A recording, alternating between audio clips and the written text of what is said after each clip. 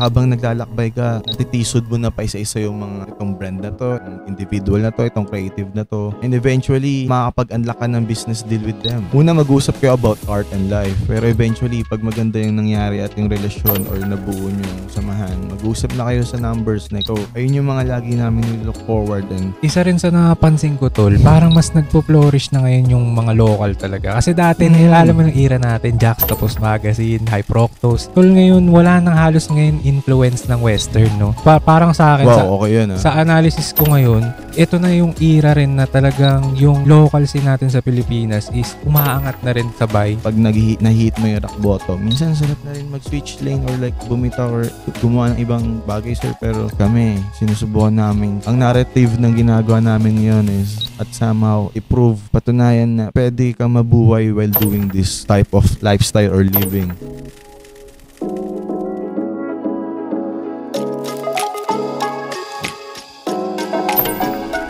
Good day, good eve sa lahat. Welcome to the 4th episode of Mindshift Podcast. Sama ko nga pala dito. First time ko actually makausap to eh. Pero matagal na kaming involved din sa same scene, graffiti scene. And first time na mag-uusap, so talagang exclusive din tong podcast na to. And actually one of the guys I respect in graffiti and art scene. So gusto ko rin marinig natin or mapag-usapan namin yung kwento sa buhay, mga about hustling or kung ano man mapapakinabangan ng mga audience natin today sa episode na to. So let's welcome guys, Elijah Contillo. Thank you so much, Kuya. Kind words. Thank you so much. Ayun, maraming salamat sa pag-imbita Mindshift at para sa 4 na episode. Let's go. Magkikintuan lang kami as usual. Magkikintuan kung ano mga tungkol sa buhay. Sa mga hindi pa nakakilala sa akin, ako nga pala si Angelo Altarejos, isang negosyante, and I'm also now creating content for business, value, and self-improvement. So kung hindi ka pa naka-follow, follow ka na dyan para updated ka sa iba-iba nating kakausapin dito sa podcast. So eto si Tol Elijah, matagal ko na kasi talaga ring inaobserbahan yung gawa nila with gold. So Kuya Elijah, para alam din ng audience natin, would you mind introducing yourself din? Para on your own way, mapaliwanag mo kung ano ba yung mga ginagawa mo ngayon. Yun, Kuya. Basically, ako po si Elijah Contillo, no? Mula sa Caloocan. Meron kaming munting proyekto, yun ay ang gold. So, ako din, Kuya, matagal na din kita nakikita, common friends and sa graffiti. Yung gold, Kuya, nakwento ko na siya in many different ways.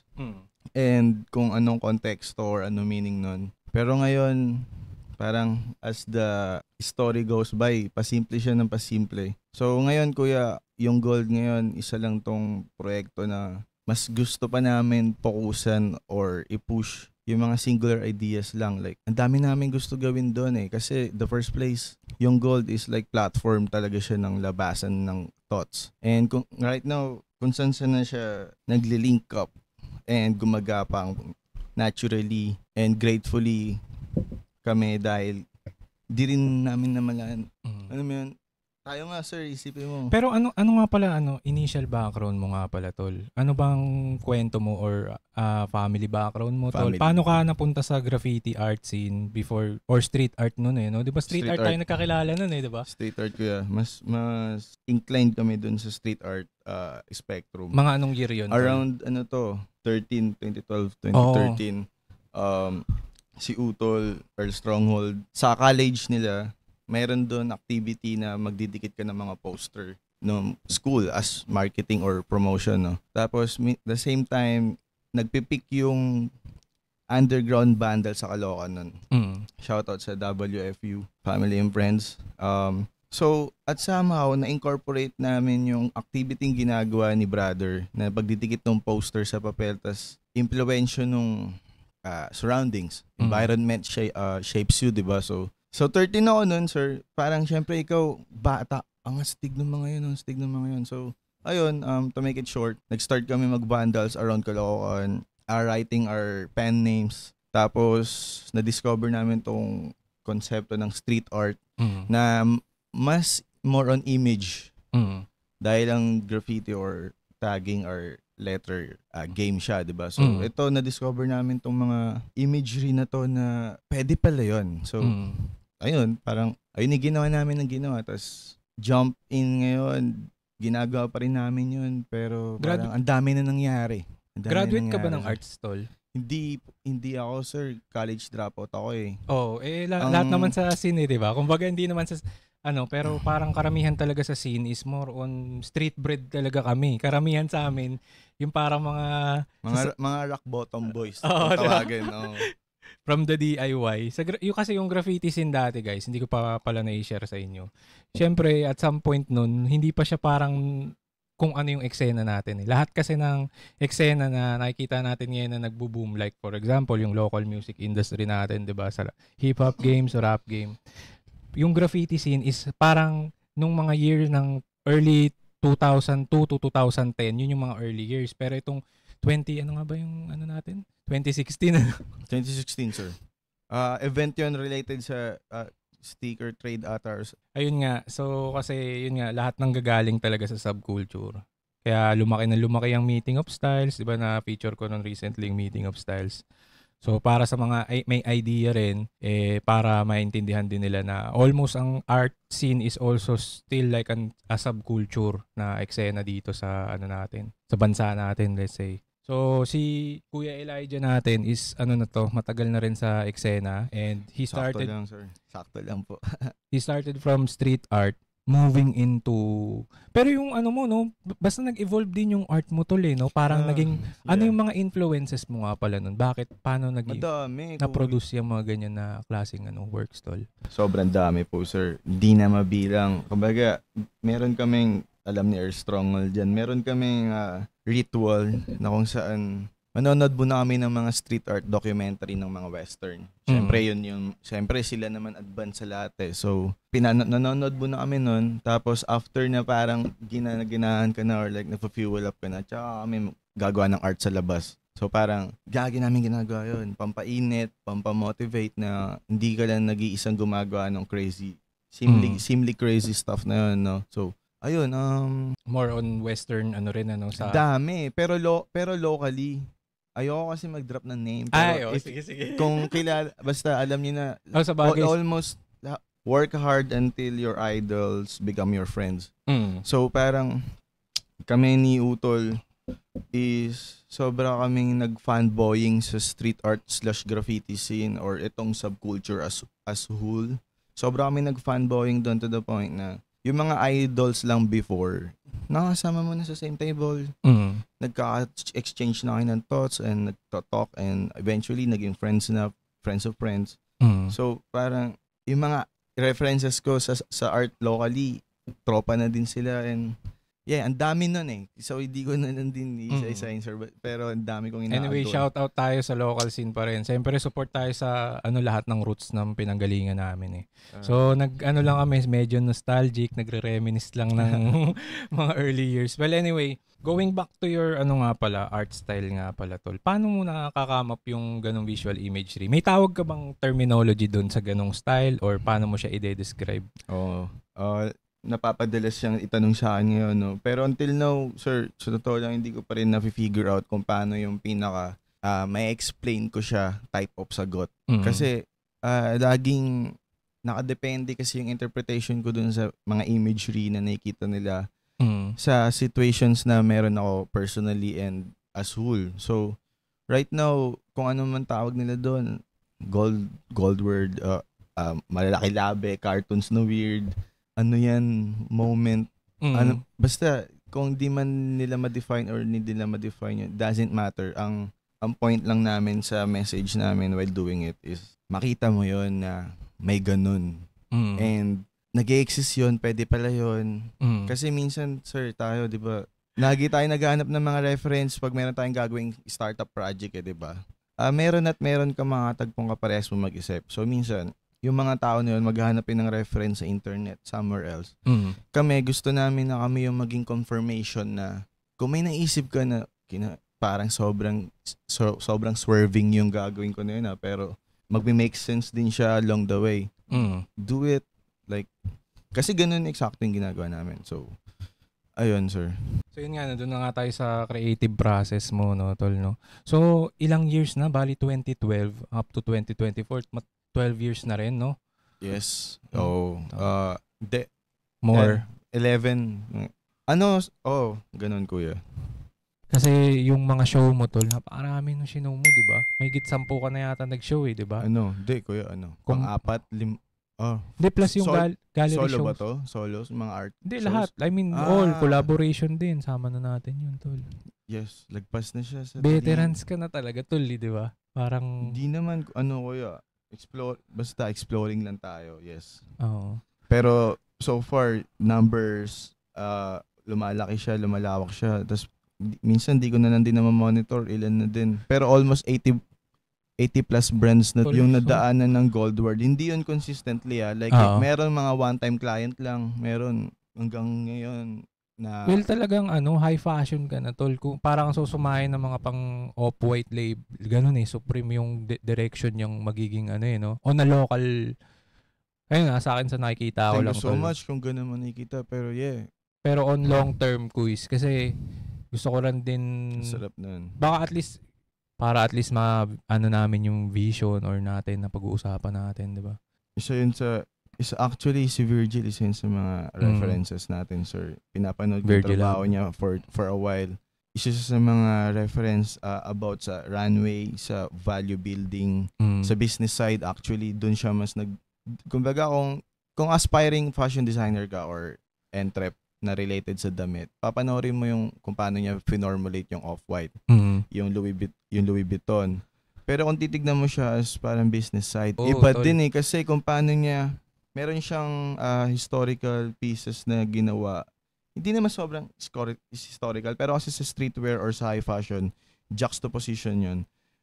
Bumili siya ng flannels, tapos tinatakan niya lang ng Pyrex 23, tapos binenta niyo yun ng sobrang taas. Kung magkano lang yung costing nun, sobrang taas niya binenta. Ano meaning nun? Na-formulate niya or na-design niya na, okay, ito mahal to.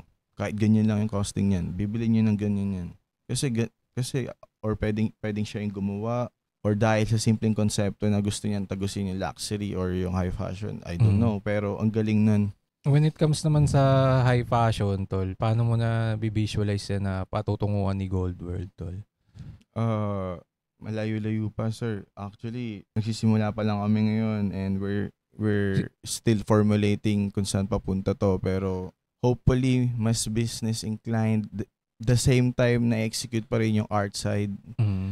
Tapos mas marami network of connection, mas tumagos pa kung saan-saang area of, pwede nga international nga inatok namin ngayon, sir. Masarap doon maglaro kasi mas business inclined yung tao doon. Hindi na lang art as art or hobby or passion. Nagtotok na rin kayo ng numbers the same time. So, ayun yung mga, at somehow, need ma-adopt ng mga creative or aspiring artists na there's number din in art world or something. Kasi, hindi siya, depth yan, malalim yan. Kagaya nito ngayon, di ba? Para kaming, nasa abstract kami kung paano namin i-discover yung direction ni Gold.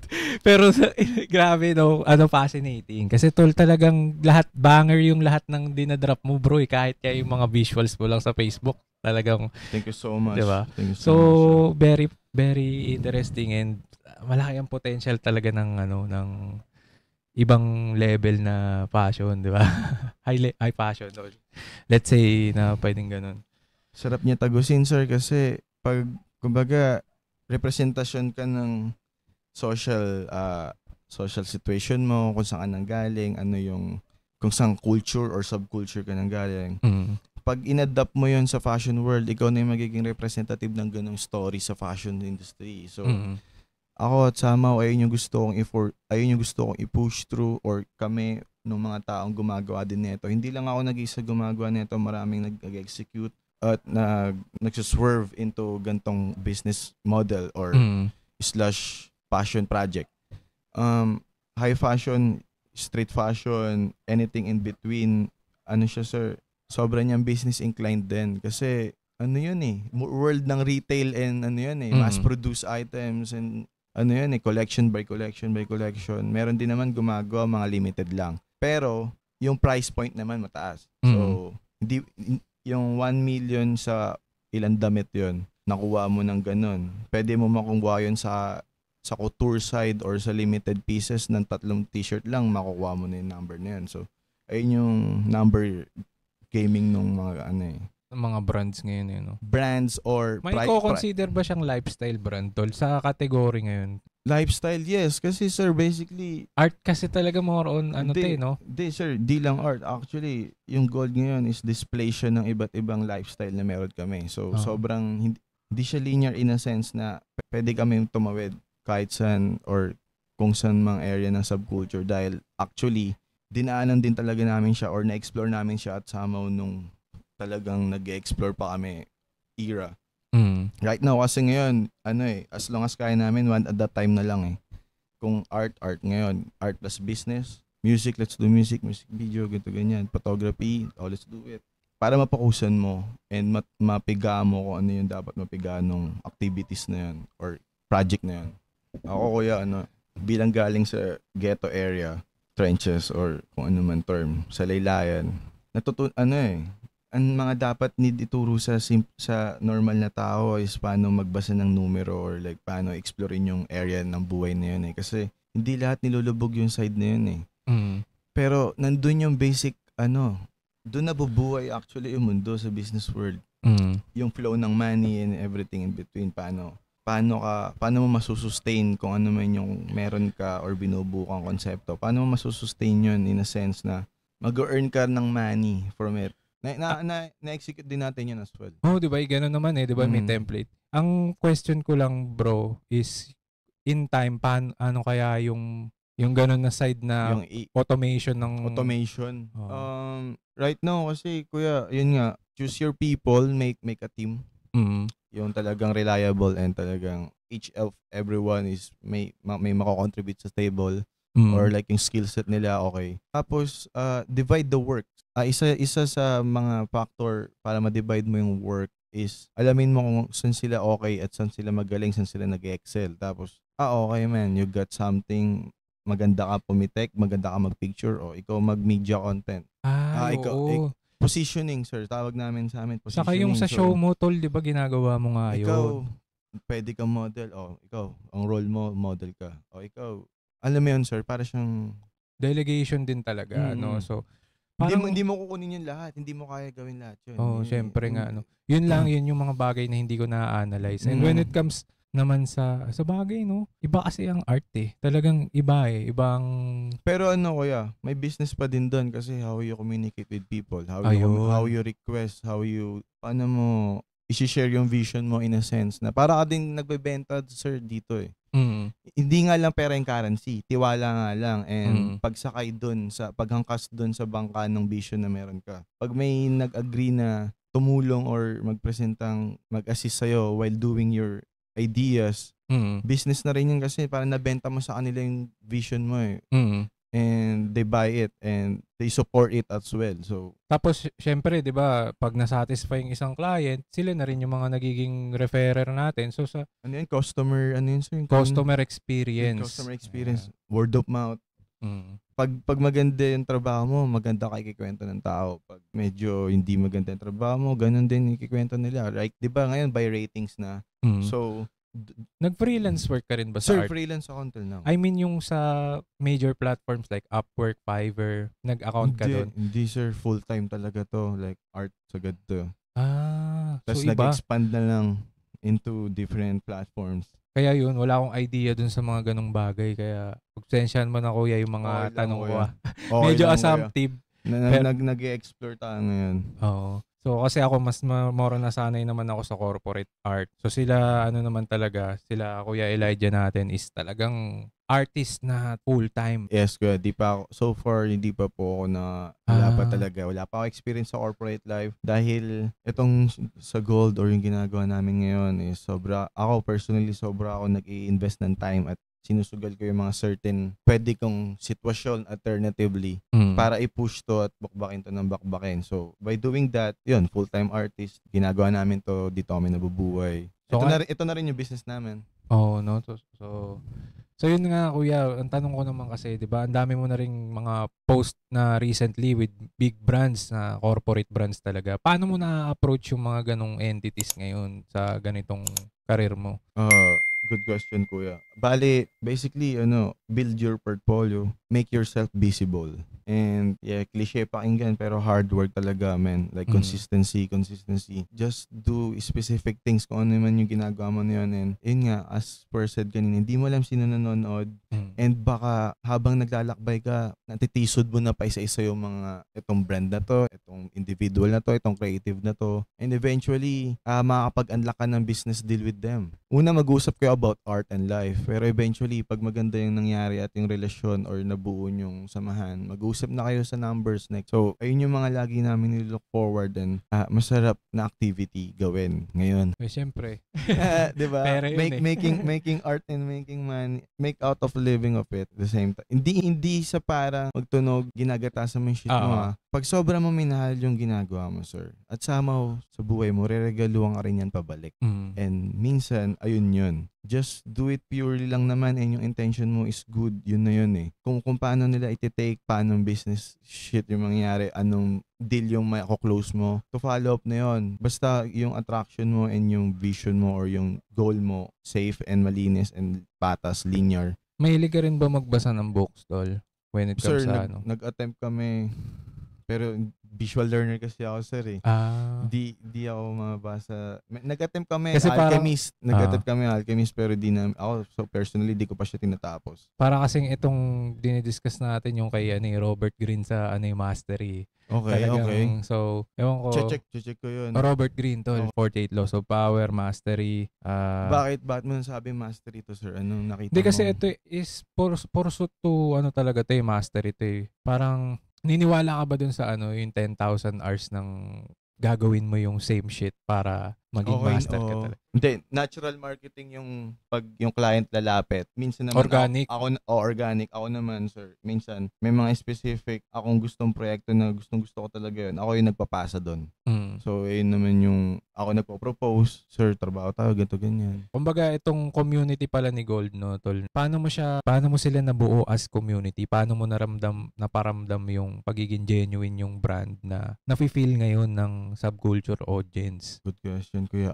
Yung community, paano ito nabuo? Sobrang yung simultaneous. Hindi namin namalayan na bigla na lang kami napa-zoom up, ang dami na. In a sense, pero consists of unti-unti. Sila yung mga nag-gain namin sa adventure or sa journey. Namit namin tong grupo na to, namit namin yung mga ganitong tao, ganyan. Tapos ngayon, nasa pockets mo na sila lahat. So, part na rin sila nung sub-experience na to, which is yung Gold. So, hindi ko rin ma-determine paano kami naging ganito na, kung paano nakikita ng tao ngayon. Pero isa sa mga pwede ko ma-share is yung common interest. Na kung saan kami nagpi-feast is yung doing what you're doing, kung ano yung gusto namin gawin. Then, at somehow, mag-formulate yun ng business and malink up yun sa konsepto ng kaya ka rin nun buhayan in the long run. Risk and reward processor. Well, anyway, ano pa nga ba mga interesting na pwede natin pag-usapan, guys, no? Sa art scene ba ngayon sa Pilipinas, Tol? Anong tingin mo ngayon? Anong pananaw mo? Anong era to ngayon? May ko-compare ba natin to na booming pa rin siya? O kasi matagal na ako nag-stop ng pagpipinta sa graffiti scene eh. Anong analysis mo ngayon sa magiging future ngayon nitong eksena na pinanggagalingan natin, Tol? Right now, kuya, as observer lang hindi as magtunog pro or sobrang OG. Yung art scene ngayon, progressive siya and sobrang na ng contemporary.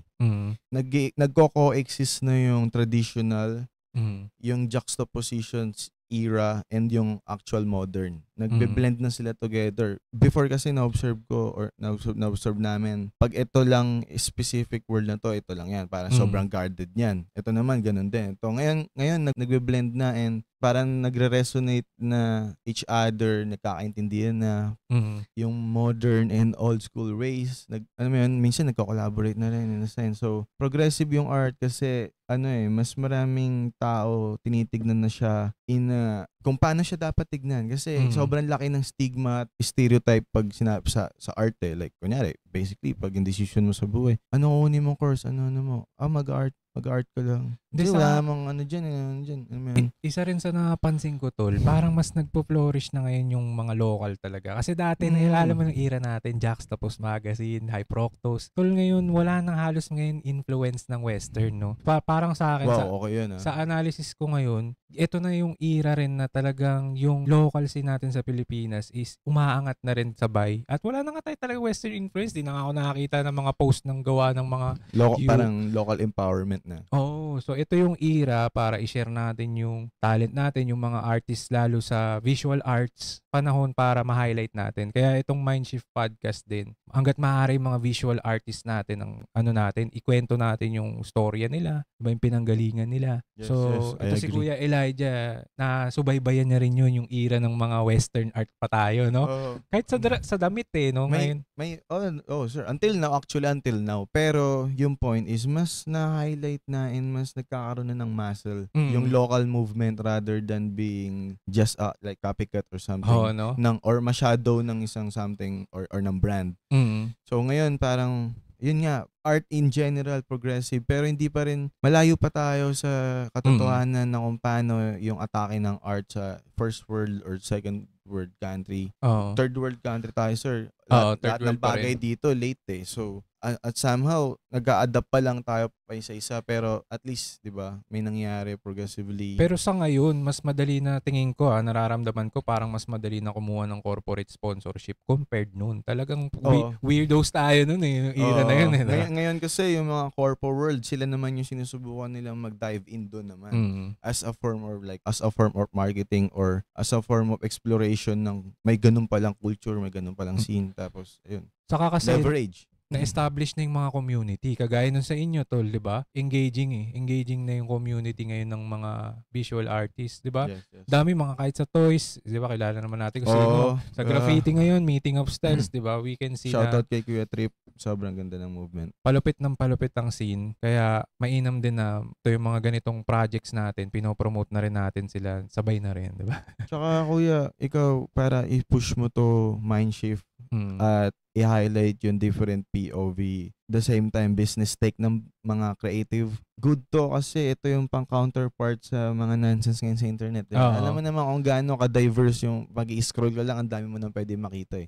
So ito at somehow, ito yung pwedeng makita ng tao na nutritious or like may ganun palang POV, may ganun palang. Saka we're planning to change the narrative na rin. Nakikita kasi natin sa social media ngayon, marami ng hindi na rin maganda sa influensya sa paligid, di ba? Parang sa atin naman, dapat tayong mga taong may skills, may talagang magandang plano sa paligid natin, may nag-output ng mga, sa art, sa business, or sa product, or kung ano man, is something that provides value instead na mag-feed pa tayo ng more toxicity, di ba? Kasi alam natin sa social media, benta yung mga ganun bagay, chismisan, di ba? Yeah. So, dito naman sa Mindshift, ang plano namin is to showcase our skills and talent. Even kahit galing tayo business side, also the business of it. Yun, so sa business side, kahit galing man tayo sa kung saan, hindi to para maghinder sa atin na mapuruso yung mga ganitong bagay. Tama ko.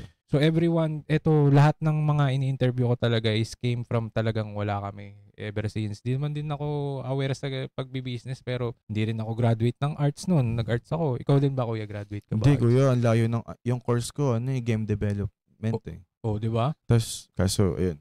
Ito talaga Hanggang anong year ka lang umabot? Second year, second sem. At din yung peak ng pandemic yun. So, ako, nag-do it or die moment ako nun. Nag-take risk talaga ako. Like, push through ko ba yung online class, yung pag-push na yung college ko, or magte-take a leap ako and susugalan ko yung gold. Magbibigay ako ng enough time para i-build up yung brand, anong pang pwedeng mapuntahan nun, anong pwedeng kainatnan nun. Ayun yung ginawa ko. Tapos parang medyo may influence ka ng retro style din no, tol, no? Ano ba yung, ba't may ganong feel yun siya pala, kuya? Matanong ko nga lang din. Environment setting, tsaka siguro, lang yan, kuya, kanya-kanyang display ng taste lang yan. Nagkataon siguro ganun yung flavor na sinisingaw. Yun yung analysis ko lang, kumbaga interpretation ko, mismo, no? Ganun yung flavor na sinisingaw ng katawan ko or ng ganun namin gusto makita yung mga bagay-bagay. Or ako, siguro. It's a mix of timeless, timeless, recipes. Mismo. Ingredients. Yes. So, yun lang. And yung utol mo rin pala, no, is also tattoo artist, no, tol, no? Or, din siya, kuya.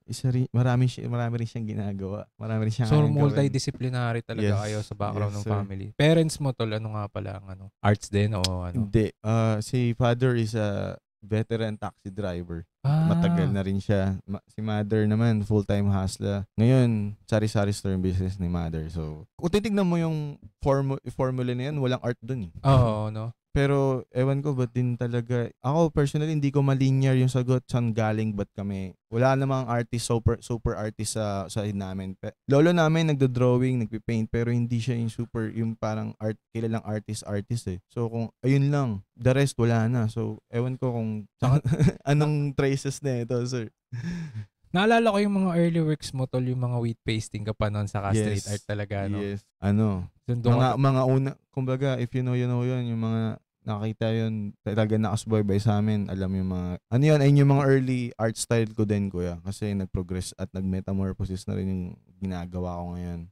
So ganun pala yun. Yung mga title din nun talagang rin. Ayun yung mga early versions ng, ngayon kasi gold na yung, kung ano yung nakikita ng tao ngayon, yun yung updated na meta ko ngayon sa art. Pero if nakita nila yung era ko nang nag-wheat paste kami, yung pinapaint namin sa wall, yun, part din yun ng proseso. So, ayun pala, kuya, may mga gusto ka bang i-shoutout o may events ka ba na gaganapin sa in the near future? Shoutout or mention, of course, family and friends, my extended families namin dyan. Alam niyo na kung sino kayo. Ang dami kasi, sir, para i-name drop. Pero isang baksakan na lang. Marami pa tayong gagawin mga proyekto. Salamat palagi sa pagsuporta sa ginagawa namin, sa inaiisip namin, sa vision na to, or kung ano man to, men. Maraming salamat sa inyo. Promote na mga upcoming, mahirap pa magbigay ng specific concept, pero meron kami mga tinatrabaho ngayon sa Gold and Goldward Studios na paparating na sa either event, concept, bagong project. Basta keep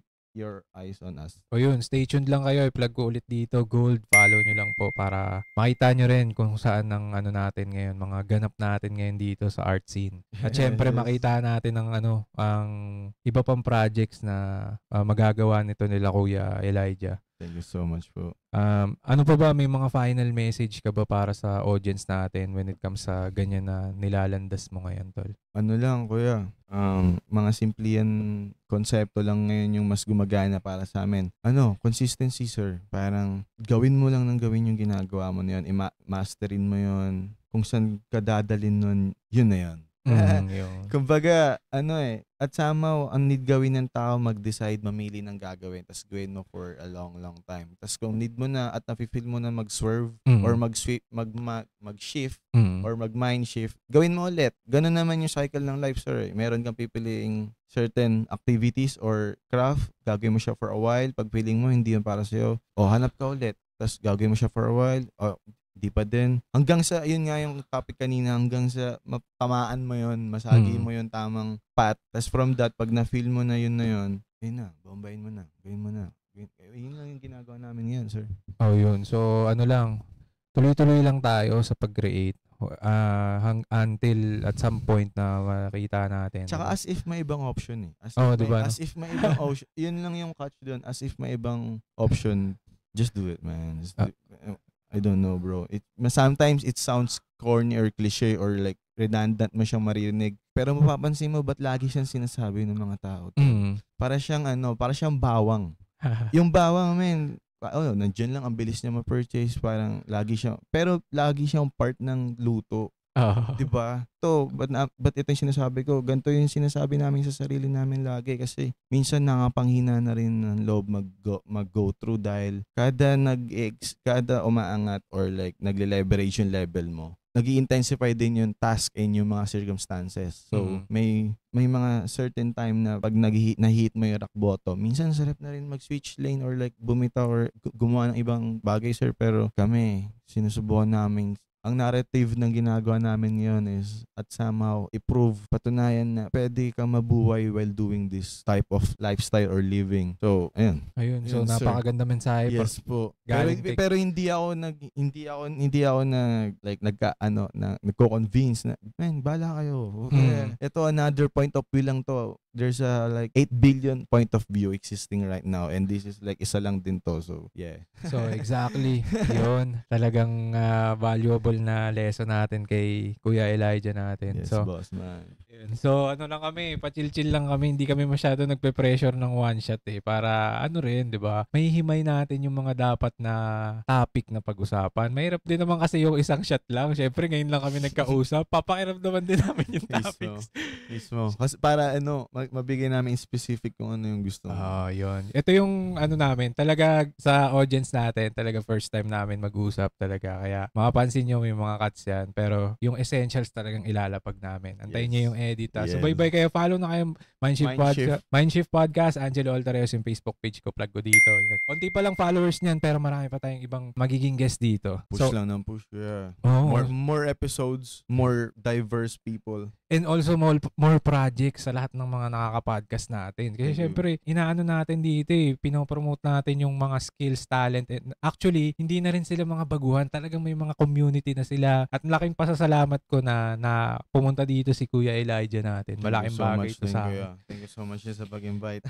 So, supportahan natin local scene. Nandito na talaga sa lahat sa local scene, di ba? Art, music, brand, or whatever shit you can find of, di ba? Parang, ang dami. Di ba? So, yan. Isa pa lang ang gold, pero it's already a big malaking community na rin ito na matagal na rin talaga sa eksena. Okay? So, kaya kind words yun. Yeah, kind words. Basta, makakasubaybayan natin to si Kuya Elijah rin. Gold World yan. Lalo fashion shows niya. Check nyo rin para Hindi lang naman kasi about sa amin talaga yung target namin dito. Gusto rin namin makapag-inspire, makapag-motivate, mag-share ng kwento. And hindi namin alam, di ba, at some point in time, may makakarinig nito na kailangan pala ng mensahe. Mismo. So it's not only about ourselves, it's also about the audience and everything around us, di ba? Di lang... Mismo, kuya. Kasi minsan, itong eksaktong parang sa atin, sinasabi lang natin siya na parang wala lang, natural na lang. Minsan, may mga tao sa paligid, ito eksakto yung hinahanap na affirmation para magpatuloy. So, ito yung importance ng gumagawa ikaw ng mga gantong platform. Ikaw din, kuya, gumagawa ka, di ba? Yeah. Kasi minsan, form of na din to, di mo alam sino pwede makakita at baka may naliligtas ka na somewhere. So yun nga, sa generation natin ngayon, napapansin natin na halo-halo na yung mensahe. At least on this time, tayo dito sa Mindshift is producing positive content and value. As well as documenting din yung mga guests natin, yung kwento nila, paano nila gagawa yung mga nagagawa nila and everything in between kung ano yung kaya. Tsaka what's the business of diba? Laging may business, laging may backbone ng isang bagay. Yun. So, always what's behind it. Okay. So, yun lang. Hindi ko na masyadong patatagalin kasi gusto ko rin makajaming to si Kuya Elijah. Maraming salamat sa panonood. Ay, plug ko pala ulit Elijah Contillo, follow nyo na po. Gold World. And shoutout pala dito kay Kuya Earl Stronghold tsaka si Yang Sina ng G369. Or Earl Stronghold and Yang Sina. Ayan, follow nyo na lang din dyan. Ipa-plug ko na lang. So, bye-bye kayo sa mga susunod na episode ng Mindshift Podcast na may nakapulutan nyo ng aral, konting value at konting inspiration. Maraming salamat ulit sa susunod na episode. Kita-kits. Alright? Bye!